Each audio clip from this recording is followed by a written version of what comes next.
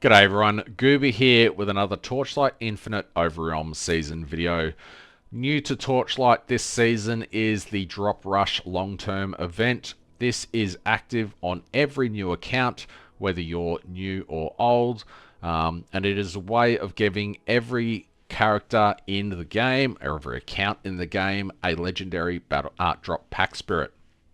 All you have to do is log in for 7 days in a row. You'll get 10 Battle Pack Spirit crystals and a bunch of primos, and you'll get a legendary drop selection chest, which looks like this. So after 7 days, you'll get a legendary drop pack spirit selection pack. The available pack spirits in the current season. As the seasons go on, more pack spirits will be added to this chest. So if you're starting in a season or two, then you're not going to be disadvantaged in that way, and you'll be able to get the current drop pack spirits as they come out. So in this, we have the available pack spirits are Starfish Chanter, which is Black Sail, Heartbinding Rose, which is Cube, Monument Knight is Eterna, Shepherd is Nightmare, Mistville Orphan is Mistville, Alice is Clockwork, Rainbow Paint Owl is Canvas, Gestress is Arcana, and Moonshadow Guide is Oasis. Now, I'm just going to quickly, well, not really quickly because there's a lot to cover. I'm going to try and cover off on what each of these mechanics are and how beneficial a level 1 of the Battle Pack Spirit will be. Drop Pack Spirit, rather. So in the first one was Black Sail. So Black Sail is added to your maps, and this is where the drop spirit, or the pet, let's just call them pet. The pets benefit you in the maps, so you have a chance of gaining the boss whispers if you go for this one. Over here you've got Whisper of Wealth, down here Whisper of Wonder, and over here Whisper of Armament. You probably have a general idea of them if you're farming this and making a decision on getting the Starfish Chanter, but how is she going to really enhance your Black Sail fun stuff, words, hard. Here she is here. So Starfish Chanter, this is buffed by 33% due to I have her at level 6, but I think by default it is a 23% chance to double the effect of the Seal of Whisper when revealed, blah blah. At the end of the map, once you've completed the minigame, you'll be presented with 3 options based on the seals that you've collected. Now this is pretty strong. There's a 23% chance that, say, if you had the Boss Whisper, there was a 40% chance of getting a boss key. If this doubles, it's an 80% chance of getting a boss key, which is really, really nice. Other things that you might get is, say, instead of getting 40% additional of a drop, it'll be 80%. That was just the exact same one that I just said. I'm a moron. But anyway, you can see how this would be very, very powerful. And as a level 1, you get that effect. If you level it up to level 6, the benefits actually aren't that great. 33% extra is nice. However, all the other ones are kind of eh. So very strong at level 1, not that strong for the rest of them. Now I'm only going to go off through this from a free-to-play perspective. I was going to go to the banners and say, oh, this is the best one to get because the banners. But if you're free-to-play, then you're probably not going to be going towards the level 6 of the pets, because that would cost a fair bit of primos and you're going to be saving up for a long time. So I'm just going to be going through this video purely from a free-to-play perspective, based on which one that you will get from 7 days. Next up, we have Heartbinding Rose. This one, there is it's not 30% chance because, again, it's buffed by 33% because I'm level 6. But there is a chance to 2 times the items in the cube of rapacity. and then you can ignore the rest because that's due to levels up. So there's I think it's about a 25% chance or something that items that you get from the cube are doubled. That's pretty bloody strong, especially since cube is insane at the start of every season. Everyone needs wedges. Everyone needs the slates and stuff that come from cube. So cube is extremely popular at the start of every season, and even later on as the desire cores sell for a lot. And it is a very, very popular farming method. And if you've got a 20, let's say 25% chance to double the loot that you get from cube, that's basically 25% more loot. That worked in my head.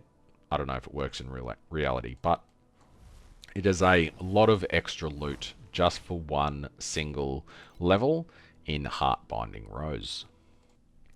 Next up, we have Monument Knight. My Monument Knight used to be at level 6, but due to another event, he's now level 0. I don't have him. So let's have a quick look at Monument Knight. Every time a player completes a Candelabrum gameplay, the Ruins of Eterna, there's a 16% chance to increase the number of reward points spots in the Eterna map by 1, up to 15 extra spots. It's pretty much impossible to get 15 extra spots because it just never happens. Now this one's a bit unique. It's not in maps. It is actually over in the Eterna gameplay over here, which is this gameplay. Now, the thing about Eterna is it is profound difficulty. So if you're just starting out, unless you're in profound, you're not going to be able to do the Ruins of Eterna. So it's a bit weird that they made it so hard. It was to stop bots, but bots just get to profound easily anyway. So it's really just a nerf to every other player in the world. So anyway, so I think based off the fact that it is locked behind profound difficulty, yes, when you can do it, he is very good. However, yeah, just because it is locked behind profound, I would say this is probably the worst choice that you can make out of this entire pack. Because, well, I've been playing a week, I'm still not in profound, so I would get 0 benefit from this legendary pack spirit if I had it. Next up, we have Shepherd, who is undoubtedly the best value pack spirit in the game. I say that with complete bias because I love, let's just say, I love the Nightmare mechanic. It kind of, every mechanic sucks in T7, but later on it gets very good. What does level 1 Shepherd give you? So when you are doing the Nightmare in maps, so if we go to maps over here, basically it is an in-map mechanic, which is great. The nodes are just here.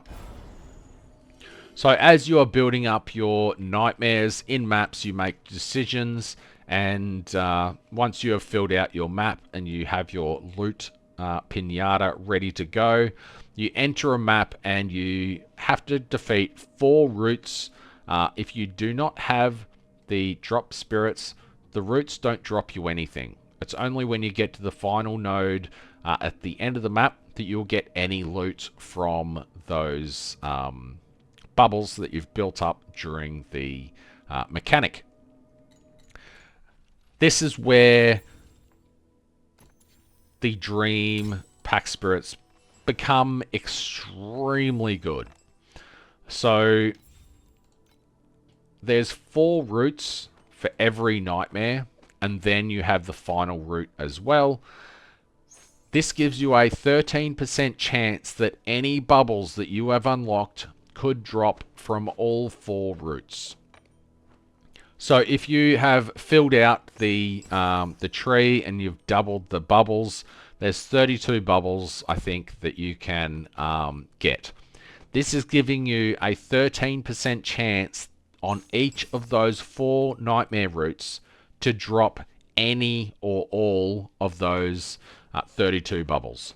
Now, you won't get 32 bubbles because the chance of rolling 13% 32 times in a row is impossible.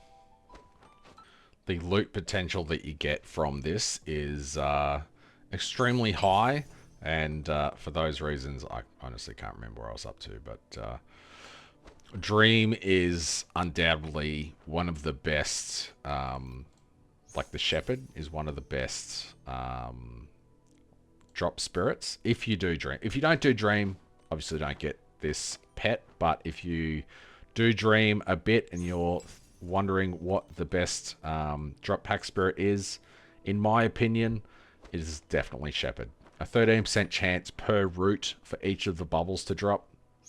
Sometimes you'll have like 2 rainbow bubbles in there as possible, and then you'll have both of them drop from each of the routes. So instead of getting 2 rainbow bubbles, you end up getting 10.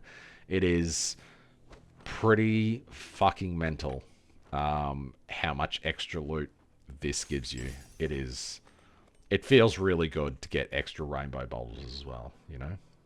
Next up, we have the Mistville Orphan. She has a pretty friggin' cool model.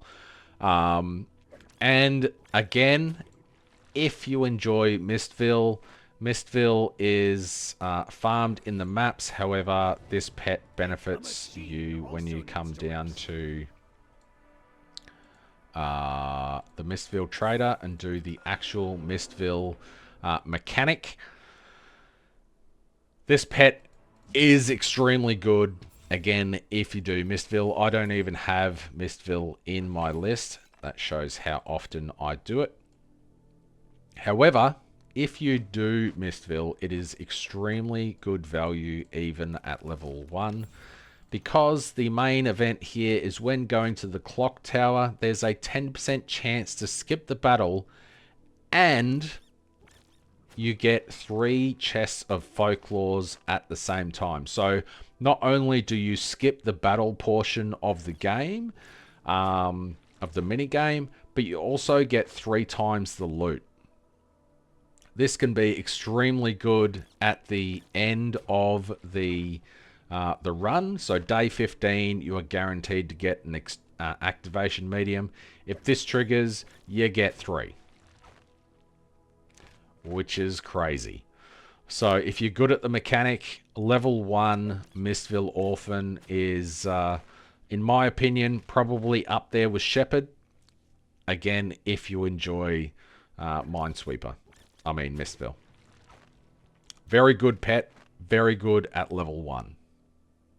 Next up, we have Alice 1. Now, this is probably not a very user-friendly, noob-friendly pack spirit, because generally you would have Alice and Dorothy going at the same time to make Clockwork really stand out. However, the ability that it gains is all member services gain the effect when settling Clockwork Ballet games. There's a 25% chance to settle the rewards 1 additional time.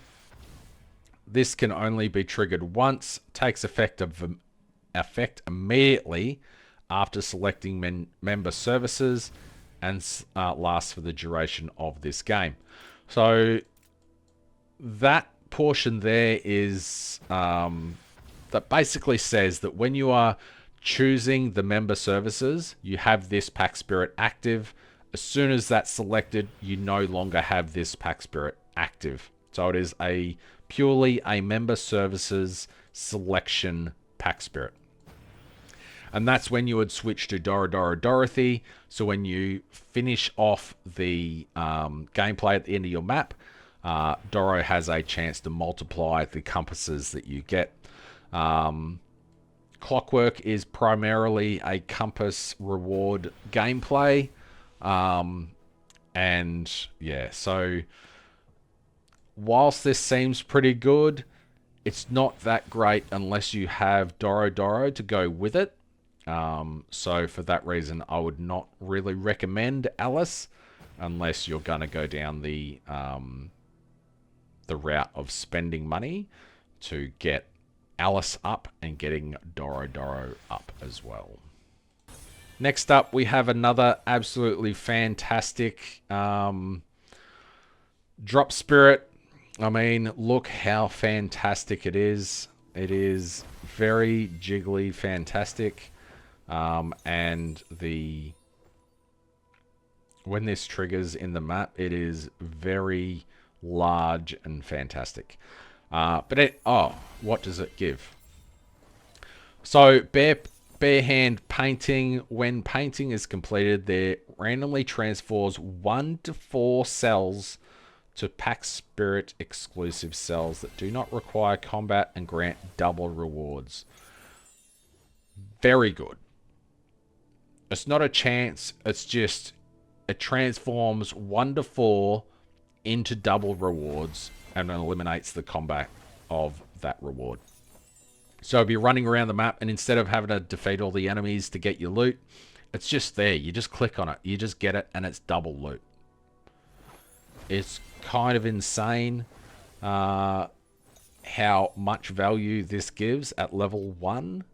As you level it up, it gives you Splendor eggs and stuff like that. Level 2 gives you 1 additional egg, which can be a rainbow egg. You know, I'm only going on level 1, but much like Dream and the Shepherd, each level of Shepherd, the upgrade, gives you a noticeable increase in the loot. Same goes for the Splendor Owl. So, Splendor Owl, Rainbow Boob Owl. Let's just call it Boob Owl. So each level gives you a pretty good boost.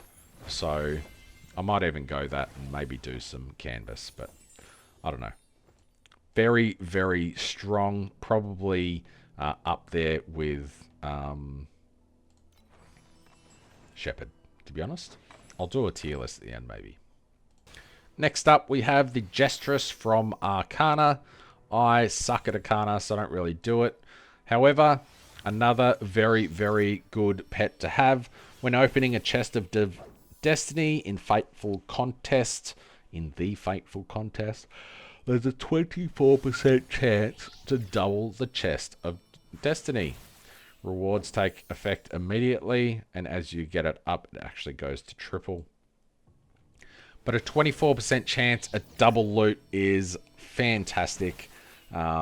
So pretty hard to not get this to level 1 if you are doing the Arcana gameplay. Level 1, very strong. Next up, we have the Swimsuit Cat Moonshadow Guide. That is a... doesn't that hurt? That is a very cool word. Escaped me. Distracted. Details. When completing a raid or a trade, settling an order, there is a 15% chance for all rewards to be replicated. That is very strong. She gets even stronger at level 2, where at level 2, she gains the chance to refund all the investment and immediately settle it. So level 2 is insanely strong for this character, this pet. Level 1's great, level 2's exceptional. You don't actually need to get her really past level 2, which is pretty unusual for a pack spirit. However, oh god, that's gotta hurt. I need to go to a different page. This page. There we go. So level 1, chance to replicate rewards. Level 2, chance to refund all the resources and immediately settle it. This can trigger 2-3 times in a row And it feels good when it happens. When you're sending out 2-3 days worth of materials and it instantly finishes and refunds. Oh, feels good. And that model. Look at that model. How fun is this? Very cool. They should give Erica this skin. Just let her cruise around on this annihilating shit. That would be fucking awesome. But anyway, let's recap. So just to recap, I would probably recommend either Shepherd or Rainbow Paint Owl. The difficulty of Rainbow Paint Owl may drop her down to A tier. Shepherd is astronomically good quality. A is based on if you enjoy that gameplay. Obviously, all of this is based on if you enjoy the gameplay, but the Black Sail, Cube, Mistville, Arcana, and Oasis are all very good level 1 pets, and ones that I would avoid are probably Monument Knight and Alice 1. Alice 1 really needs Doro Doro to be good, and it's also a huge investment strategy. And Monument Knight is locked behind Profound, so not really a good choice for a starter into the game. Hopefully this helped you make a selection. If not, I apologize. But, yeah. What should I go with? I don't know. I'll have to make that decision. Maybe I'll save it. I will mention that, actually. So, at the end of the season, this isn't lost if you don't use it. So you won't just lose this if you leave it in your inventory. What will happen to it is at the end of the season, your characters are all transferred back to the permanent season. So you can always go back and use things in their inventory. So let's just have a quick look at, say, Outlaw Gooba from last season. This is now in the permanent server. And because that chest is an account item, it'll just appear in here for you to use. So it's not the end of the world. And you can just come in here, use the thing, and it's added to your account. So you're not losing anything if you forget and it's just in there. People do that all the time for Supreme Showdown and stuff like that. But yeah, so don't be concerned if you forget about it. Just look through your previous characters. I've probably honestly got some boxes in my other characters that are just sitting there waiting to be used. But anyway, that's all I've got for this video. Thanks for watching, and I'll see you in the next one.